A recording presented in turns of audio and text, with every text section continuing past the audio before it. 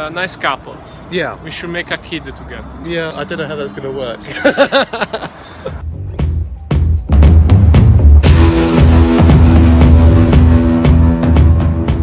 Hiya, I'm Brin in Beijing. It's Tuesday morning, and again I'm on my walk to work. You can see there's these fucking motorbikes everywhere. They're a real pain in the ass. So in the last story that I was telling you about, I was in Changchun, and that was my first year in China. Filippo! Hey, this is Filippo. Introduce yourself. I am Filippo. I'm Italian. And I'm a handsome. We are a nice couple. Yeah. We should make a kid together. Yeah, I don't know how that's going to work. That's one of the funny things about Beijing. Oh, shut up, you fucking cicadas. Is that even though it's a city of tens of millions of people, you'll always bump into people you know. That was Filippo. He's a graffiti artist. We've been friends for 3 or 4 years now. Anyway, you remember that in my last story that I was telling you about, I was in Changchun. It was 2004. I'd worked with all the little kids. I'd worked with teenagers with emotional problems. And then I hopped back on a flight to England. This brings us up to 2005. And I wanted to come back to China again. I was hooked. I'd got hooked.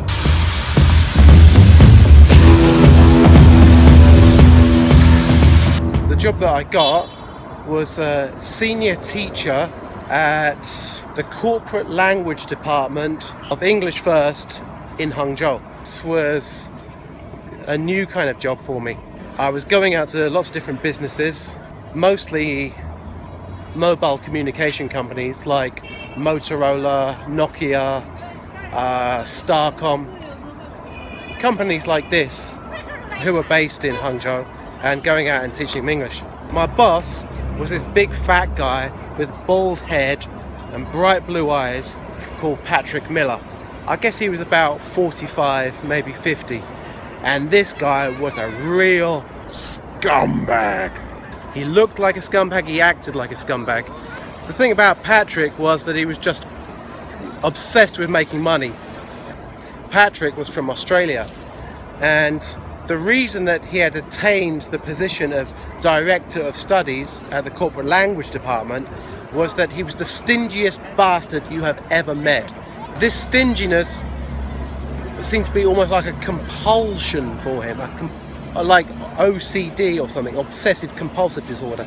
And this guy would sit at his desk all scrunched up like this, and this is a big fat guy. You can imagine a big fat face all scrunched up like this, and as he was checking the finances, seeing that he's spending too much money, he'd start to pull out his hair.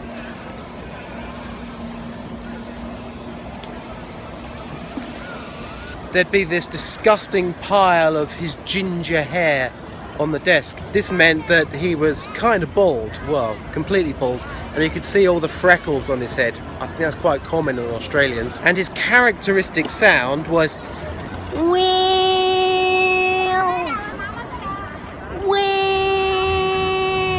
For example, if you go up to him and say, Patrick, I've been working very hard as your senior teacher. I get great feedback. I think you should give me a raise. Well,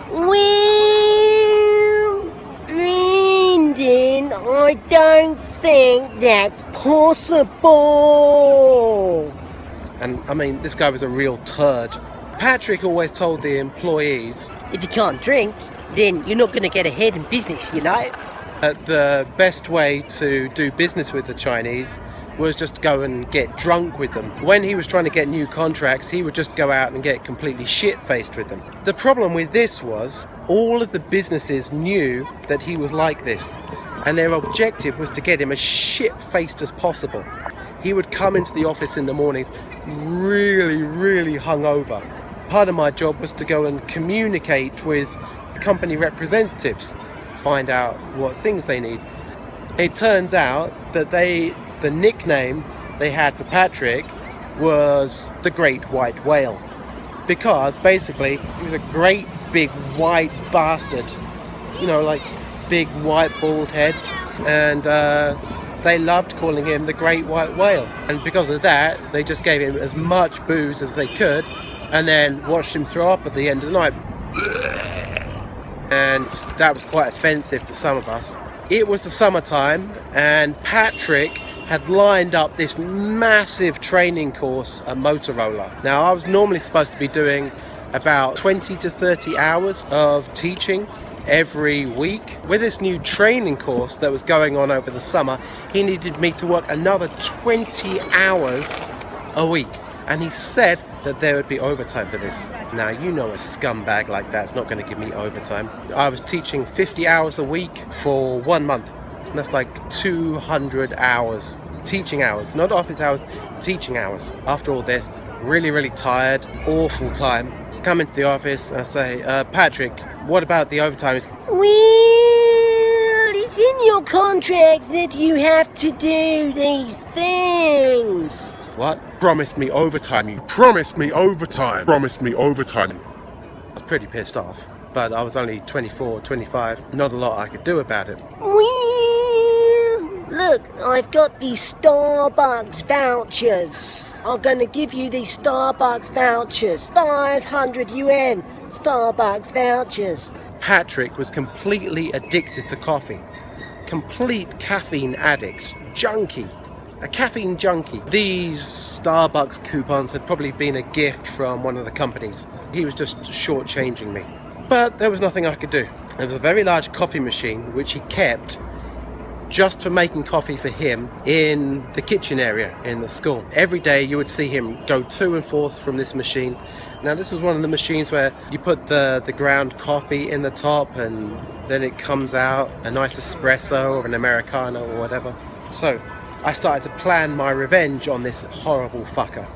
I went to the Chinese pharmacy where they sell all the alternative medicines, and I told them I was constipated. Bien meat, that's a useful word, bien meat. The lady who works in the pharmacy, she brings over this little bag of some kind of natural herb which will loosen up my bowels, let's say. I open up this little bag and inside it's exactly the same colour as ground coffee. Perfect. I open this bag, I take a sniff, and as soon as I sniff it, within 10 seconds I have to run to the toilet. This is some extremely potent laxative, very potent. And here's the revenge part. I really hate this guy. Look, it says Pai Ren Gong Mei. Anyway, what was I talking about? I went over to his coffee machine, I took the lid off and I poured basically the entire contents of this laxative into the coffee machine. And you know, I stirred the grounds around a bit and then I waited. I didn't have to wait long. That afternoon, I saw Patrick, his face was all scrunched up as usual. And Patrick fucking ran to the toilet. And I was waiting outside the toilet to listen. And I said,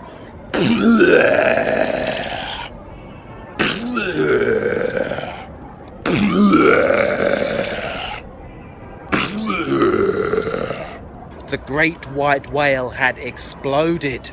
Yes. And Patrick was quite sick for 1 week after that. He kept rushing to the toilet.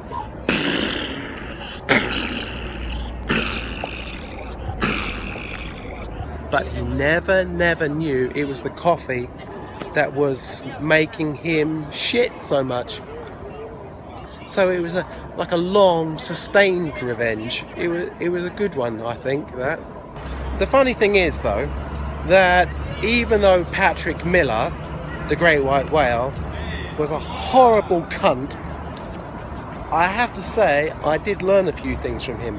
One of the things that I learned from him I will discuss with you in the next video, so stay tuned. I'm almost at work now, so have a good day and take it easy, alright? Bye bye.